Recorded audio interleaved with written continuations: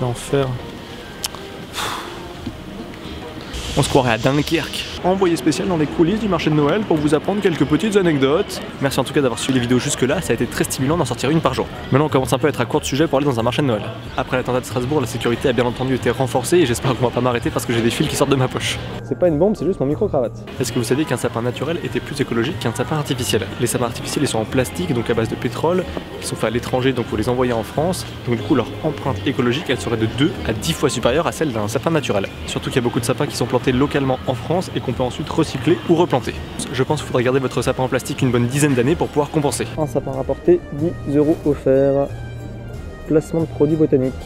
Est-ce que vous savez aussi pourquoi les magasins diffusent des musiques de Noël durant vos achats? Non seulement ça aurait des vertus relaxantes, mais en plus ça vous inciterait à consommer. Le capitalisme a pris le pas sur la magie de Noël. J'ai quand même vu un mec qui vend une crêpe au Nutella 5,50 € et je peux vous dire que même s'il me chante Vive le vent d'hiver, je suis pas prêt de lui acheter. Surtout que 50 mètres plus loin, elles sont à 4 €. Si je vous mets une musique de Noël, est-ce que vous allez plus liker cette vidéo? C'est ce qu'on va voir. Là on est sur du Despacito, un bon gros classique de Noël. Est-ce que vous saviez que ces drôles de décorations se sont fait des dessins d'enfants qui ont été transformés en guirlandes lumineuses? Ça fait 3 ans que l'initiative existe, ça c'est le dernier en date, un enfant sur des patins. On a eu aussi un bonhomme de neige et un renne.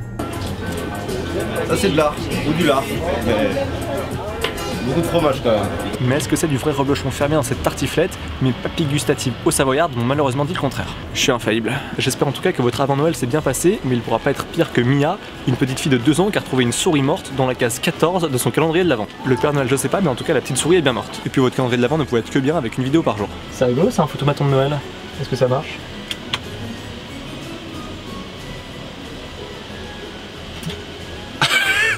Apparemment oui. Il y en avait 4. Et il y a du budget hein. S'il y a vraiment quelque chose qui sort, ça va être très gênant. Regardez-moi ça. Je ne pensais pas que ça allait marcher. Derrière petite anecdote, est-ce que vous saviez qu'un enfant de 9 ans avait légalisé les batailles de boules de neige dans sa ville du Colorado aux États-Unis? Il y avait une vieille loi qui interdisait de jeter tout projectile susceptible de blesser quelqu'un, donc ça pouvait concerner bien sûr les cailloux, les parpaings, les boules de pétanque et malheureusement aussi les boules de neige. Comment il s'appelle le gosse déjà? Dane. Dane les gens.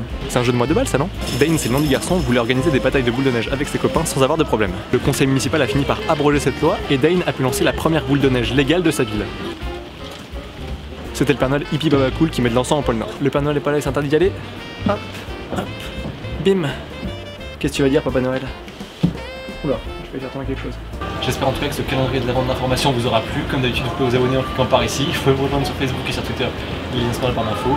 N'hésitez pas aussi à commenter, liker et partager la vidéo si elle vous a plu. Quant à nous, on se retrouve très bientôt pour une nouvelle vidéo. D'ici là, passez de bonnes fêtes et tenez-vous informés. Ciao. Ciao.